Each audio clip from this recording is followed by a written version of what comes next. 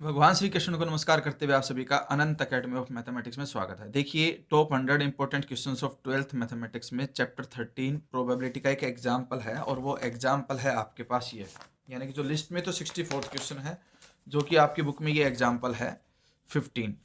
A person has undertaken a construction job, the probabilities are 0.65 that there will be strike. तो पहले तो हम यहाँ पे दो केसेस लेंगे कि स्ट्राइक है और स्ट्राइक नहीं है। तो स्ट्राइक होने की प्रोबेबिलिटी है 0.65। तो इसको हम इस तरह से ले लेते हैं कि E1 be the event that there is a strike which is equal to E1। ठीक है, यानी कि 0.65।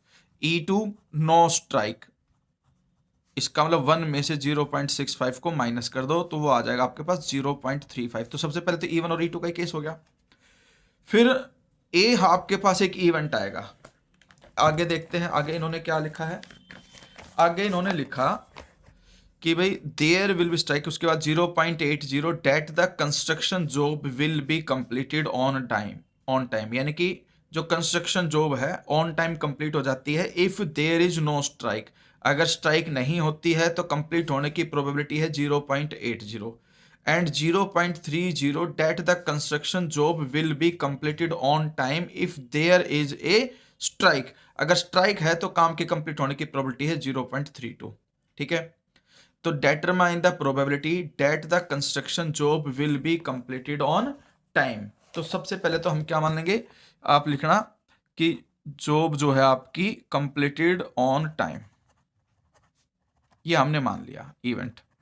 तो इसका मतलब A/E1 से हमारा मतलब है कि काम कंप्लीट हो गया जब आपके पास स्ट्राइक थी, और स्ट्राइक थी, काम कंप्लीट होने की प्रोबेबिलिटी हमें गिवन है 0.32, और प्रोबेबिलिटी ऑफ A/E2, इसका मतलब है कि आपका जो कंस्ट्रक्शन जॉब का वर्क है वो कंप्लीट हुआ जब आपके पास स्ट्राइक नहीं थी, और वो हमें गिवन है 0.80। ध्यान से समझ लेना, क्वेश्चन के अंदर इन्होंने बोला है कि 0.80 that the construction job will be completed on time if there is no strike. तो इसीलिए इन्होंने ये कंडीशन ली। अब हमने निकालना है कि जॉब कंप्लीटेड ऑन टाइम, तो प्रोबेबिलिटी ऑफ ए निकालेंगे, तो इसमें मल्टीप्लिकेटिव थ्योरम लगेगी, यानी कि सबसे पहले तो आप क्या करोगे, प्रोबेबिलिटी ऑफ E1 उसको मल्टीप्लाई करोगे A/E1, फिर प्रोबेबिलिटी ऑफ E2 और प्रोबेबिलिटी ऑफ A/E2, यानी कि आपके पास जब स्ट्राइक थी उसके बाद काम होने की कंडीशन, और जब स्ट्राइक नहीं थी उसके बाद कंडीशन। ठीक है, तो हमारे पास ये कंडीशन आ गया। अब इनकी सिर्फ वैल्यू रख दो। E1 है आपके पास 0.65, A/E1 की वैल्यू आपके पास है 0.32, प्लस प्रोबेबिलिटी ऑफ E2 जो है वो आपके पास गिवन है 0.35, इंटू में A/E2 जो है वो 0.80।